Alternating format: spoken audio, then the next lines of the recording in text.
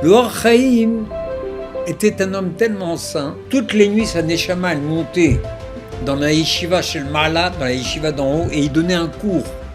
À ce cours assistait le Baal Shem Tov. Rabbi Pinchas de Kouritz enseignait que posséder cet ouvrage dans sa bibliothèque protège notre foyer tout entier.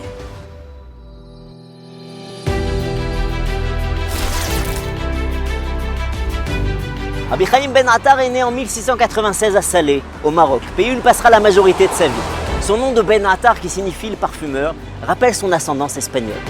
Il passait la plupart de son temps à étudier, mais il avait bien sûr un travail. Il fallait qu'il gagne sa vie, il fallait qu'il fasse son ishtadlout. Il était cordonnier. Et le roi devait marier sa fille. Il a demandé au Or Chaim, est-ce que vous pouvez me faire les chaussures de toute la famille pour marier ma fille? Pour le mariage de votre fille, bien sûr que je vais participer. Donc on lui a attribué une somme énorme pour qu'il fasse les chaussures de toute la famille. Le Or Chaim lui dit, ah bon, cette somme, vous me donnez, d'accord. Donc dans 2 ans, vous aurez les chaussures. Le roi, il le regarde, il dit, je comprends pas. C'est dans 2 ans. Je te donne le double. Alors vous aurez les chaussures dans 4 ans. Il dit, mais tu te moques de moi? Je comprends pas. Le Chaim dit, non, vous devez comprendre, Majesté. Moi, le principal travail de ma vie, c'est de servir Hachem. Mais pour ça, je suis obligé d'avoir les moyens de servir Hachem. Alors je fais une paire de chaussures par semaine. Avec l'argent de la paire de chaussures, j'étudie une semaine. Et la semaine d'après, je fais encore une paire de chaussures. C'est comme ça que je vis. Mais maintenant, vous m'avez donné une somme énorme. Cette somme énorme, elle va me permettre d'étudier pendant 2 ans. Et ensuite, je ferai les chaussures. Ah, vous me donnez maintenant le double. Je peux étudier 4 ans. Et je ferai après les chaussures. Le roi lui a dit, dis-moi, tu te moques de moi? Jetez-le à la fosse aux lions. Ils l'ont jeté à la fosse aux lions. Mais le Or Chaim, c'était un homme kadosh, saint. Il émanait de lui une lumière extraordinaire. Les lions, ils ont tourné autour de lui, ils l'ont regardé, il a commencé à faire des Teilim.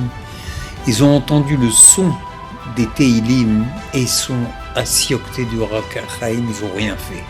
À son retour d'Amsterdam, il se rend compte qu'en son absence, on a fait fermer la synagogue de ses ancêtres, la Tzalad Ben Attar. Pour toutes ces raisons, Rabbi Chaim quittera Salé pour un long voyage qui l'amènera à Meknez, puis Fès, puis Tétouan.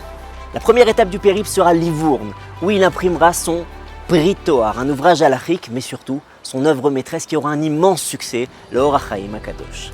Ce livre, un commentaire sur le Chumash, est génial parce qu'il arrive à combiner des explications du sens simple et les notions les plus profondes de la Kabbalah. Il est très surprenant de voir l'importance capitale que donnent les chassidim d'origine ashkénaze à l'œuvre du Or Chaim HaKadosh qui lui était d'origine séfarade. Il y a ici un lien avec le rapport qu'il entretenait avec le Baal Shem Tov. Le Or Chaim était un homme tellement saint. Toutes les nuits, sa neshama, elle montait dans la yeshiva chez le Ma'ala, dans la yeshiva d'en haut, et il donnait un cours. À ce cours assistait le Baal Shem Tov, qui lui habitait à Berditchov, et de là-bas il suivait les cours du Or Chaim. Le Baal Shem Tov était sûr que le Or Chaim c'était la Neshama du Mashiach. Il voulait absolument le rencontrer. D'Ukraine, Rabbi Israël Baal Shem Tov entame un long périple pour rencontrer le Or Chaim HaKadosh. Du ciel, on s'oppose à ce projet qui avortera, empêchant par là même la rencontre physique de ces deux âmes spirituellement liées. Le Baal Shem Tov, confronté à une terrible tempête, fera demi-tour. Le 15 Tammuz 1743, en plein milieu de sa Seuda Shlishit de Shabbat Pinchas, le Baal Shem Tov annonce à ses élèves Kaba Aner HaMa'aravi, la lumière occidentale s'est éteinte. Au même instant, à Jérusalem, à moins de 47 ans, alors que cela faisait moins d'1 an qu'il était arrivé, le Or Chaim s'est éteint. Les tzadikim continuent à nous surprendre même après leur décès. Ces prodiges continueront même après lui. En 1948, les Jordaniens ont conquis un peu la zone de Jérusalem où il y avait le Har HaZeitim. Ils ont essayé de déblayer toutes les tombes là-bas et ils avaient des gros tracteurs. Ils ont essayé d'enlever la tombe du Or Chaim. Il s'est renversé. C'est là-bas, c'est pas très... Je ne sais pas si vous connaissez l'endroit. Il s'est renversé, le chauffeur est mort. Alors ils ont envoyé un autre tracteur. Il est arrivé à toute vitesse. Juste il est arrivé, il a tapé sur une pierre, le tracteur il s'est envolé, le chauffeur tracteur il est mort aussi. Ils ont dit bon c'est pas grave, on va continuer, on voyait un homme avec une pelle. Il est arrivé avec une pioche et une pelle pour essayer de déterrer la tombe. Au moment où il a fait le premier geste pour essayer d'enlever de la terre, il s'est paralysé, il est tombé mort. Alors ils ont compris les Jordaniens qu'il valait mieux ne pas s'amuser. Rabbi Pinchas de Kouritz enseignait que posséder cet ouvrage dans sa bibliothèque protège notre foyer tout entier. A fortiori pour celui qui l'étudie, car selon Rabbi Avram de Slonim, Rabbi Israël Miroujin, l'étude du Or HaChaim HaKadosh a la propriété d'éclairer l'âme exactement comme l'étude du Zohar.